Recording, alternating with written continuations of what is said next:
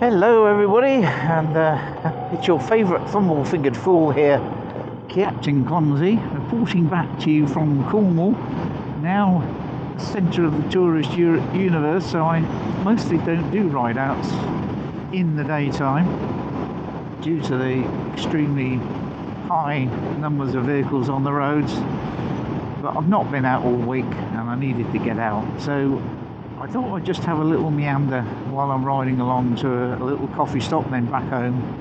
As tonight we're off to see the Horrible Who at the Eden Sessions, complete with a complete symphony orchestra. Marvellous. Yeah. Just to see what these two old gents are up to. They're even older than me. But that's not the subject of what I want to talk to you about. This is just a short vlog. You should see over the left all the new developments going on for the quote unquote eco village. Yeah. So I just thought I'd expand upon, enlarge upon, and addendum to, certainly not refute, rebut, or contradict in any way, the recent vlog by Two Wheel Willie, because he's concerned about negativity on the internet, and I'm afraid it's a fact of life. So what is it? How do you deal with it? Well, the internet is basically the Wild West, except not with 6-shooters and radios, but computers and keyboards and mice. And it's a place where everything operates on a rule called basic assumption.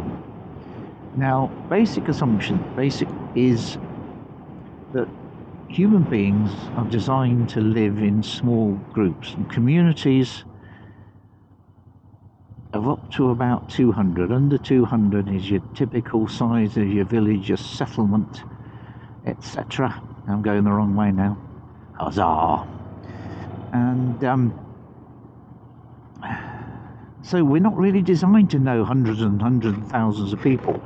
But if you think about it, many people on the internet have connection with dozens, hundreds and thousands of people. So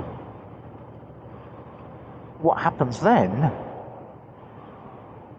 is that because you don't know everybody, you effectively treat them as strangers. Strangers equals enemies, basically.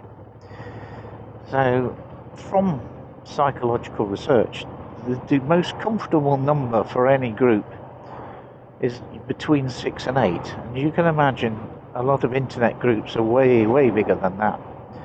So we basically are in these situations where we're kind of regarding everybody we see as enemies, and it's very easy to slip into that mode.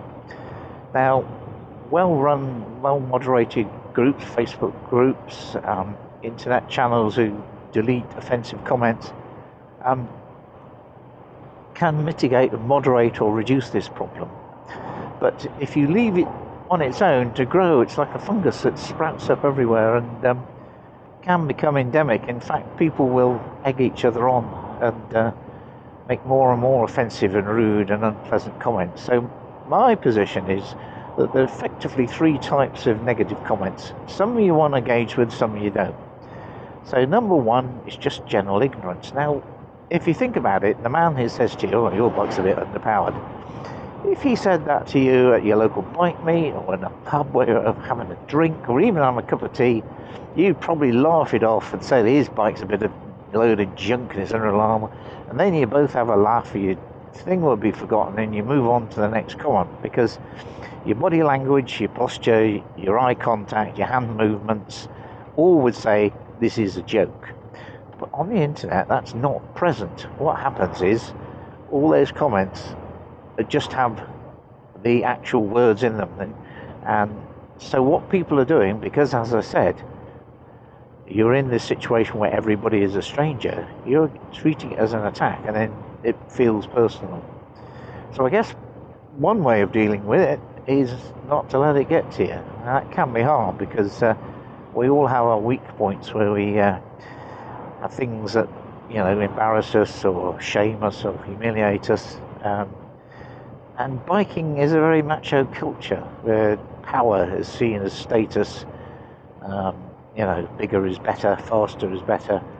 And I think the crop of modern small capacity bikes is a kind of direct challenge to that. In other words, saying it's okay to go slowly, and biking culture's always been about going a damn sight faster. So what's that all about?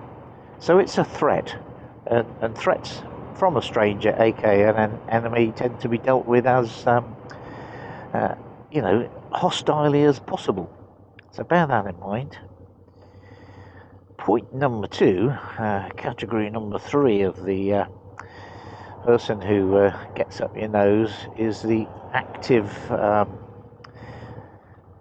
intentional man or woman who's trying to pick a bone with you or wants to make a point and doesn't really care what you think. So these are people we call trolls, and they may be acting out of some other motive, and it's often something about themselves. So bear that in mind. So you can engage with those people to a degree, but you might find that any kind of response can result in further escalation of those little wars. I'm going to go left here, which probably shouldn't be doing, but I am. Take the back road. So yes, that's category number 2. Category number 3 is a person who's actually got something useful to say, comment that maybe came across as a bit brusque or a bit rude, but if you engage with that person, if they've made a valid point, you can often come to a really good engagement, and you both move on and gain something out of that conversation. So just because somebody starts off in a rude, aggressive, or apparently unpleasant manner doesn't necessarily mean that that person is a troll. So you need to find out whether the person who's commenting is a troll or not, and if they're not, there's a good chance you might be able to get something positive out of the engagement. Does that make any kind of sense? Yes, we all have days when we thought we put out a good piece of work, and somebody says, "Oh, you're riding shit. You look like a right idiot on that bike." And, one thing to bear in mind is I'm told that YouTube treats negative engagements gets more priority than positive ones. So actually, if you get those people talking to you, you're stimulating the conversation, and you're the winner. Okay. Well, I think I've said enough on that subject. We're now on a nice back road. Let's leave it be for a while.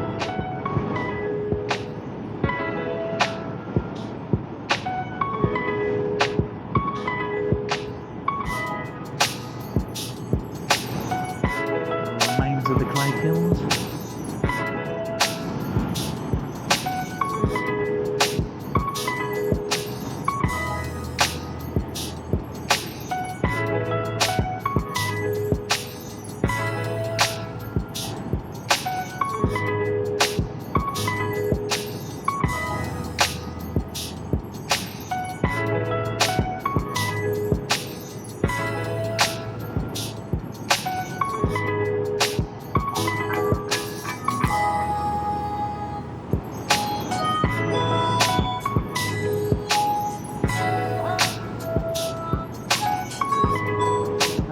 Road to Rock to the left, and I might put up some facts and figures about that place if I can. But this is the end of today's video. I've been Captain Clumsy. Thank you so much for watching. I'll call this a talking point video. Maybe this will be the first in an occasional series of talking point videos where I talk to you about things that are perhaps on point for the moment, because I guess for all us YouTubers, we either are commenters or commented upon. So, yeah. All thoughts welcomed on that subject. What do you think? Do you comment? Do you not comment? If you've got something negative to say, do you think, oh no, I better not, that'll just upset them, or do you go ahead and post and then maybe you regret it occasionally, because we all do. And if you do regret it, would you sort of post later and say, oh, I'm sorry, or just take the post down? Anyway, enough rabbiting on for me. I'm heading for a coffee and possibly some ice cream, then back home.